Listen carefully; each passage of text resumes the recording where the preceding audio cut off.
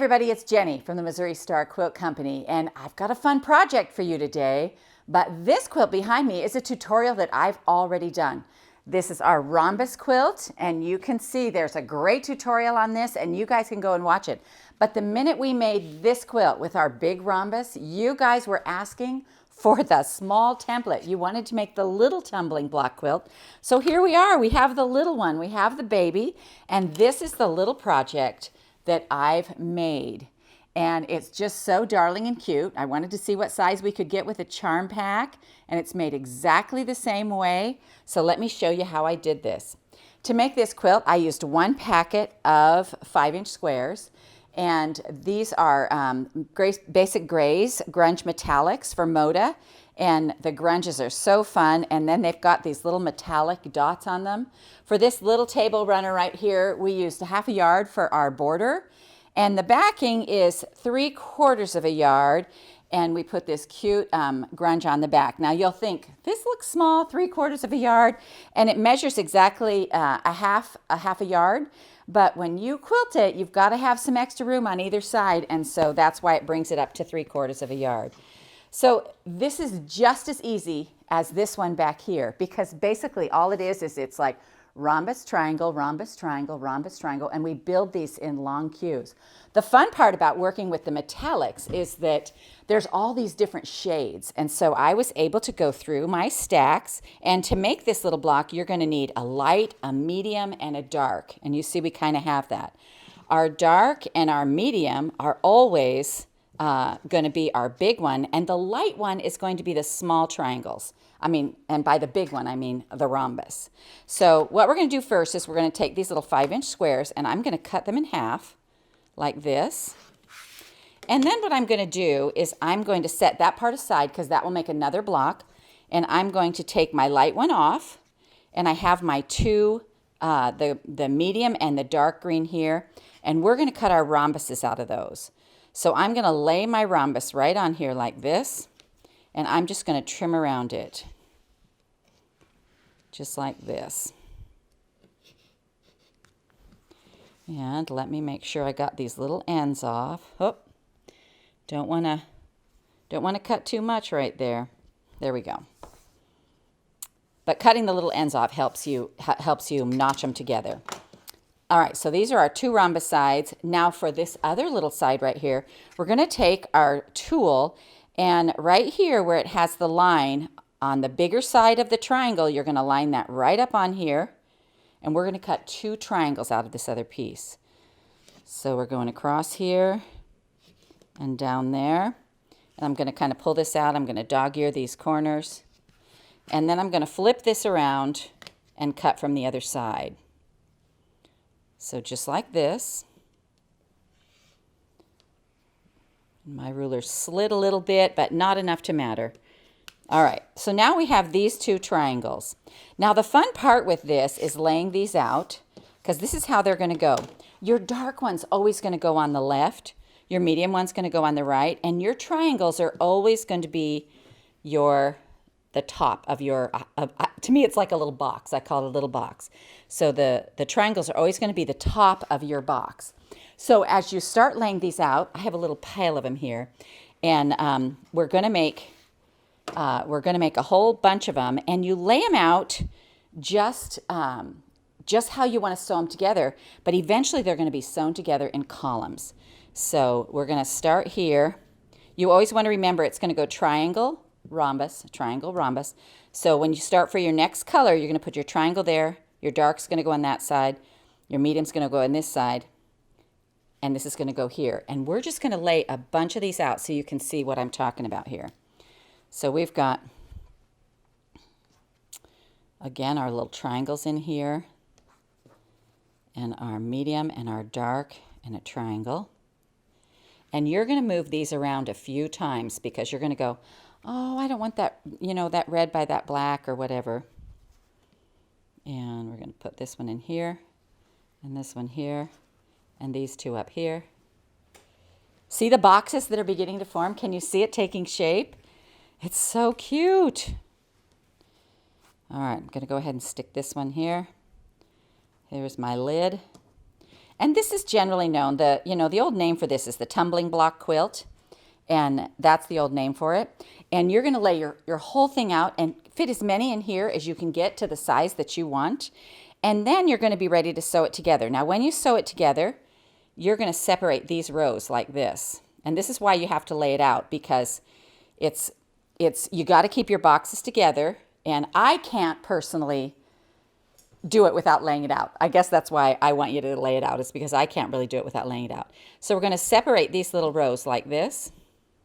And we're going to sew it together row by row. And they're going to be sewn together in long columns. So let me show this for you right here. So we're going to sew this row. We're going to sew this row. And you'll make it as long as you want to make it. And then when you're ready, you'll just sew these 2 rows together like this. And so the sewing goes together so easily. And especially on this one, they're tiny, short little seams. So it's not harder, but it's much quicker.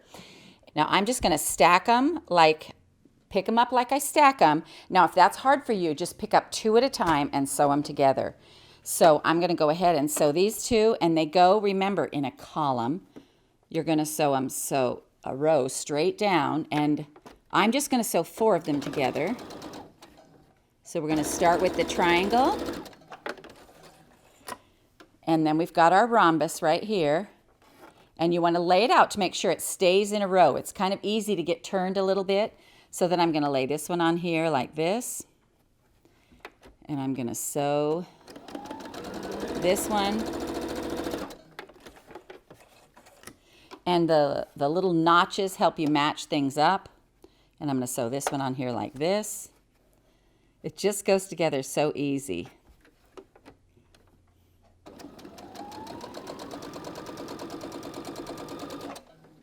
All right. So obviously this isn't as long as my runner. My runner has 7 pieces in a row. But see how quickly this goes together? There we go. Now when you go to put your rows together, you want to make sure that when these 2 come together, they're coming together like this. You know, that they're doing that. Maybe we should just sew this row together too, just to see, so you can see the 2 rows. Because it's pretty quick. All right, so I'm going to line these up again. And just sew across here. Now I'm having a little thought. I want to make sure we're still going the right way. So I'm going to bring this over here, and look, it's a good thing I listened to my inner gut. You have this sewing inner gut, and this triangle has been on the wrong side. And when I was sewing, I was like, I don't think this is on the right side. So it's really good to remember those and go ahead and check it before you get a whole row done and have it be wrong. All right, hang on. This is my fast ripping right here. Don't try this at home. All right, I'm going to lay this on here again, and I'm going to look at where this is supposed to go. And it's supposed to go on this side.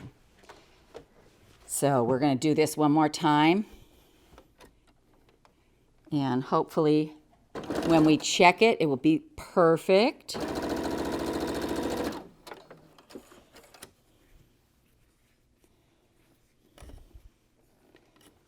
Go. All right, now let's look.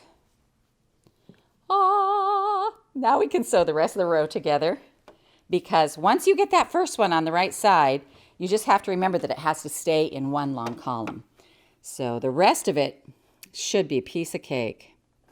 I love how we do that though. I mean, I know there are lots of you out there, and as you're sewing along, you're going, wait a minute, something doesn't feel right. Always stop and check, because it's way easier to check than it is to pick and pick. All right, so now I'm going to put this one on, keep it in the same row. And you'll notice I just kind of finger press that down with my thumb. You can go to the ironing machine.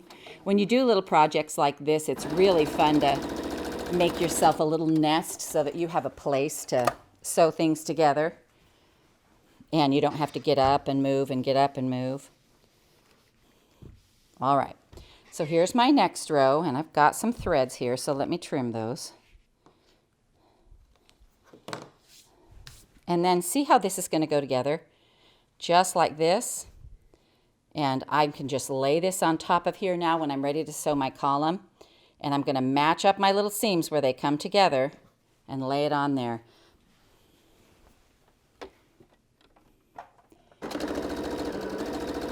Now remember, I only have 4 on mine, and you need to have, well, you can have as many as you want actually. But I'm going to go ahead and cut up the whole rest of my pack and make mine a lot bigger. So let's press this out. Whew, I got a lot of threads on here. I'm missing my thread cutter today. There we go. Alrighty, I'm going to press this open. Give it some steam. And look how cool this is. So this is how it's all going to go together. It's going to go together in rows just like this. And you're going to do your long rows and sew it together. Now, when you're ready for the top, when you have all your rows sewn together, you're going to have this top that goes like this. And we cut ours off straight. So what I did was I just laid my ruler right along this top edge here and just trimmed it off and then just added my border. And it comes together super quick and easy. And it's really fun. Now, if you need additional instructions, there's a whole tutorial on the big one as well. And basically, they're put together the exact same way. Triangle, rhombus, triangle, rhombus. So don't stress about it. Give it a try and have a lot of fun with this new little tiny rhombus. And we hope you enjoyed this tutorial on the mini rhombus table runner from the Missouri Star Quilt Company.